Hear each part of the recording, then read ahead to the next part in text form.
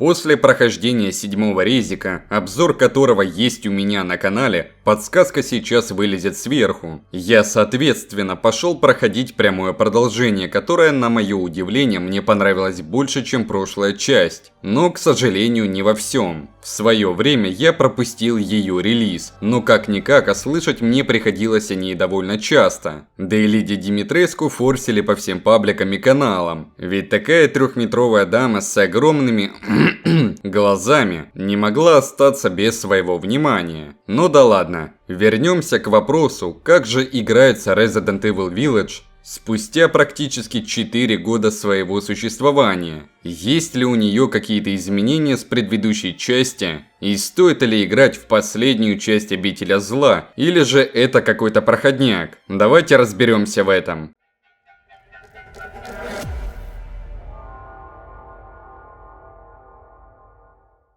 Разработка Resident Evil Village началась еще до выхода 7-й части. Capcom понимали, что 7-я часть получилась атмосферной, но слишком камерной. Поэтому они решили сделать что-то более масштабное, не теряя при этом духа выживания. Первые эксперименты касались структуры мира. Разработчики хотели создать нечто более открытое, но в итоге пришли к концепции деревни, которая служит своеобразным хабом, соединяющим ключевые локации. Огромное внимание уделили антагонистам. Capcom провели анализ предыдущих игр серии и пришли к выводу, что классические зомби уже не пугают. Нужно было придумать нечто новое. Так родилась Леди Димитреску. Высокая, аристократичная вампирша, вдохновленная графиней Елизаветой Батори, японскими городскими легендами и даже образом Мартиши Адамс. Первоначально ее замок должен был быть наполнен сотней ведьм,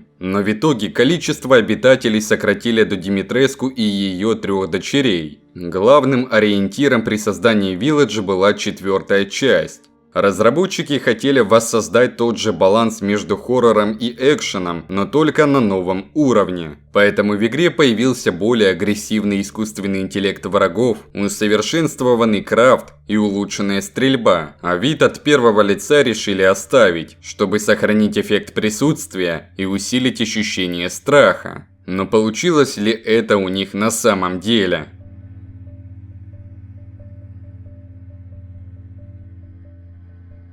Геймплей на Village ощущается как идеальный гибрид 4 и 7 частей. От 7 нам досталась перспектива от первого лица и мрачная атмосфера выживания, а от 4 элементы экшена и более динамичные перестрелки. Одним из главных нововведений стала система исследования, подобно прошлой части. Только помимо огромного особняка и затонувшего корабля у нас есть деревня. Это что-то вроде хаба игры с различными тайниками, проходами и большим количеством лута. И соответственно деревня является центром всей игры. Она связывает все локации. Тут вами болото, вот огромный замок и кладбище с куклами. Ну еще и ритуальная площадка есть.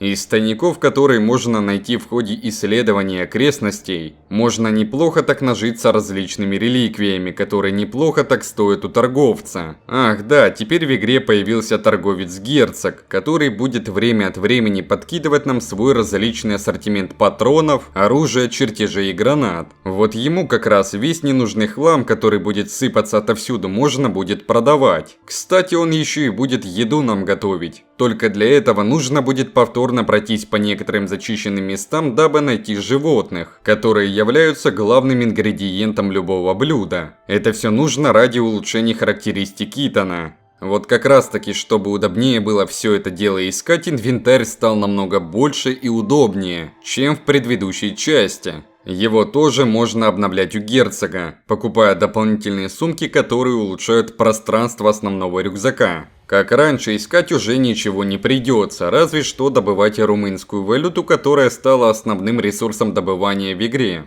Как по мне, крафт стал проще, и что сильнее казуаливает геймплей, так это то, что все ингредиенты для любого крафта, будь то трава для аптечек или же металлические детали для патронов и мин, лежат в отдельном инвентаре. Правильнее будет сказать, они вообще места не занимают, просто ты видишь счетчик с определенным предметом. Ну да ладно, это все-таки удобнее, чем весь инвентарь был бы забит хламом для крафта. Просто его действительно настолько много, что раз через раз он выпадает даже с убитых врагов.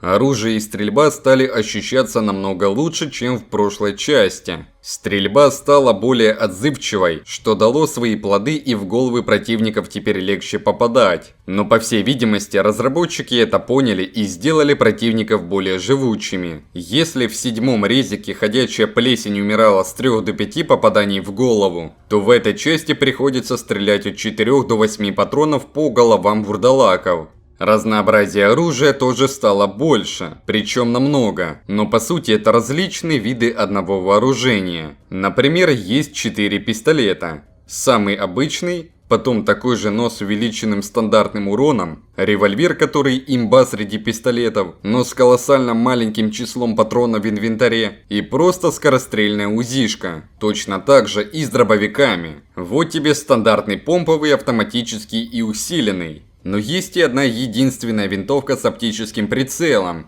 которая будет наносить крупный урон по слабым местам как боссов, так и стандартных врагов. Ну и конечно гранатомет, о котором даже говорить, я думаю, смысла особо нет. Как говорится, редко, но метко. А вот если говорить про врагов, то их тоже стало куда больше и разнообразнее, чем в предыдущей части. Здесь тебе и оборотни, и подвальные ведьмы, роботизированные трупы жителей деревни, ну и как же без мини-боссов, которые наконец-то появились. К их рядам можно отнести 3 дочерей Димитреску, волка-оборотня, целых 2 трупоедов и напоследок главного прихвостня Гейзенберга с огромным молотом. На локациях их стало куда больше. Обычно они всегда передвигаются группами, а иногда целыми отрядами по 8, а то и 10 штук. Но чтобы они тебя не загнали в круг, в игре появилась новая механика блокировки различных выходов шкафами, дабы какое-то время перестреливать их из относительно безопасной зоны. А вот главные боссы стали некой мочалкой, которая впитывает просто огромные дозы урона. Тебе дают арену, по которой ты просто бегаешь вокруг и стреляешь по твоему обидчику. Желательно в критическую точку. Самое обидное, что нет запоминающихся босс-файтов, как, например, в предыдущей части, где был довольно динамичный бой с Джеком. Сначала в гараже, потом в подвале на бензопилах и в конечном итоге финальный босс-файт с огромной мутировавшей тушей на лодочной станции. Или же взять его жену Маргарет, которая превращалась в тварь, похожую на паука, и ползала по стенам заброшенного дома. А в 8-й части запоминается разве что самый финальный босс, где нужно вкидывать много урона и уворачиваться от резких ударов матери Миранды. Загадок стало тоже в разы больше, но я бы не сказал, что они какие-то сложные. Нет. Но и тех, что прям запоминаются, тоже нет. Где-то нужно повернуть в правильном порядке статуи, а где-то поджечь факелы, дабы открыть сундук и забрать лут, который является наградой. Если сравнивать изменения с прошлой частью, то в Village не так много геймплейных изменений. Карта стала больше и интересней. Загадок стало тоже больше, как и тайников. Враги стали разнообразнее и сильнее. Только боссы слегка подкачали своей скучностью. А вот инвентарь и крафт сделали более казуальными, что разработчики даже решили не добавлять ящик, в котором можно было бы хранить ненужные вам вещи. Я понимаю, что они изменили эту систему, чтобы игрок не хранил вещи, а продавал. Но если я не хочу продавать и оставить, например, на потом, об этом, видимо, никто не заморачивался. Ну и ладно.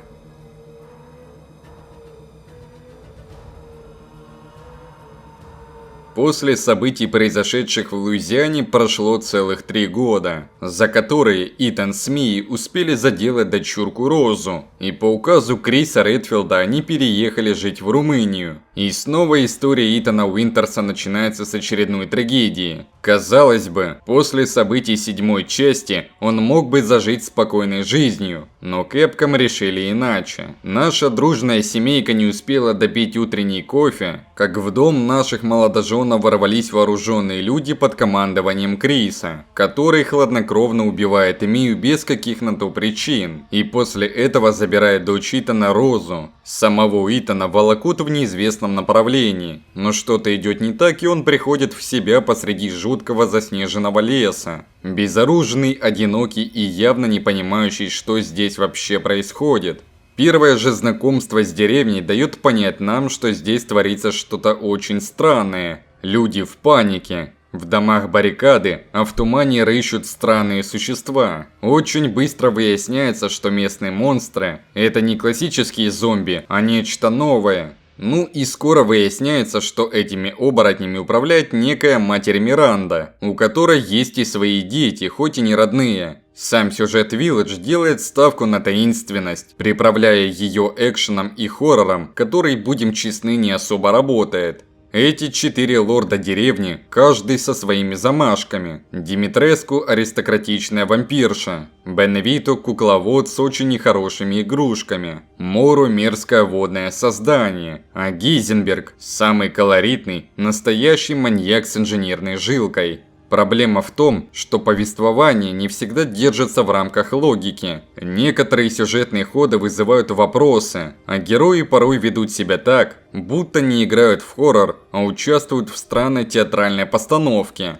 Итан в очередной раз демонстрирует чудеса терпения, теряя конечности и не показывая особых эмоций, а финальный акт слишком резко уходит в боевик, что может разочаровать тех, кто ожидал выдержанного хоррора до самого конца.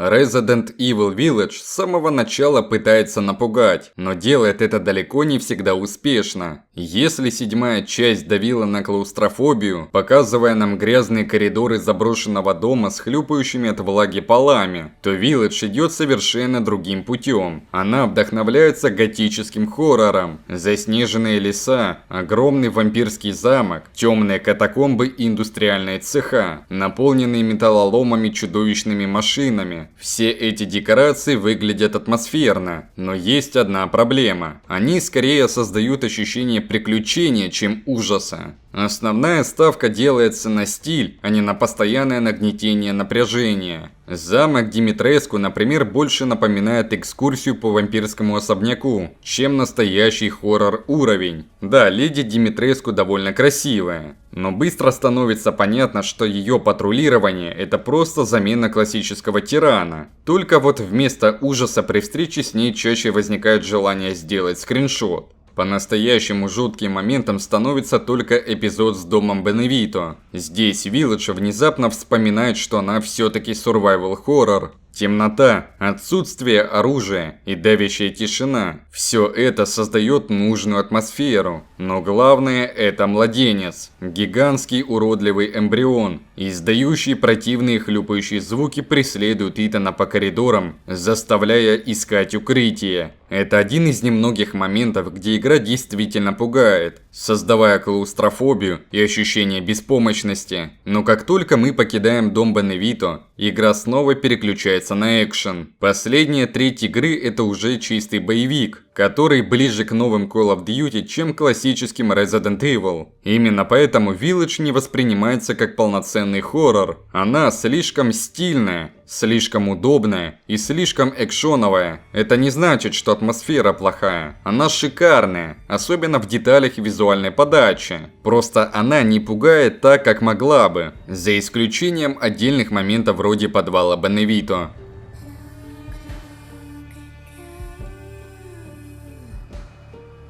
Resident Evil Village – это редкий случай, когда игра пытается усидеть на двух стульях. Быть одновременно и хоррором, и экшеном. И в каком-то смысле ей это удается. Она предлагает шикарную атмосферу, запоминающихся антагонистов, из которых харизматичным можно назвать только Гейзенберга. Ну и, конечно же, разнообразные локации, каждая из которых ощущается уникально. Но при этом ее стремление к зрелищности идет вразрез с желанием напугать. Да, эпизод с домом Беневито способен вогнать в настоящий ужас и панику. Но на фоне остального это больше исключение, чем правило. В остальном же Village больше напоминает атмосферный экшен с элементами хоррора, чем классический survival horror. Сюжет местами интересен, но не всегда логичен. Главный герой снова демонстрирует сверхчеловеческое терпение и регенерацию. а концовка настолько уходит в боевик, что ее уже сложно воспринимать всерьез. Тем не менее, игра цепляет.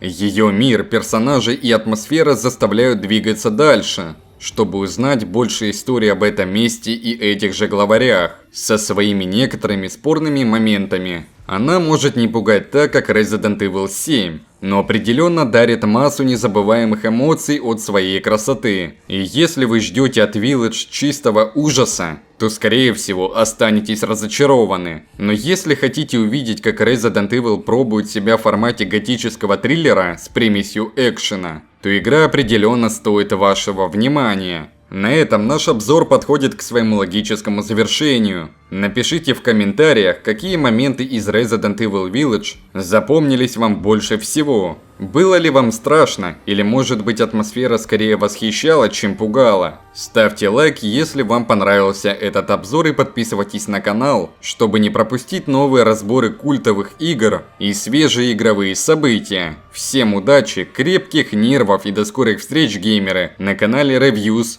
Video Games.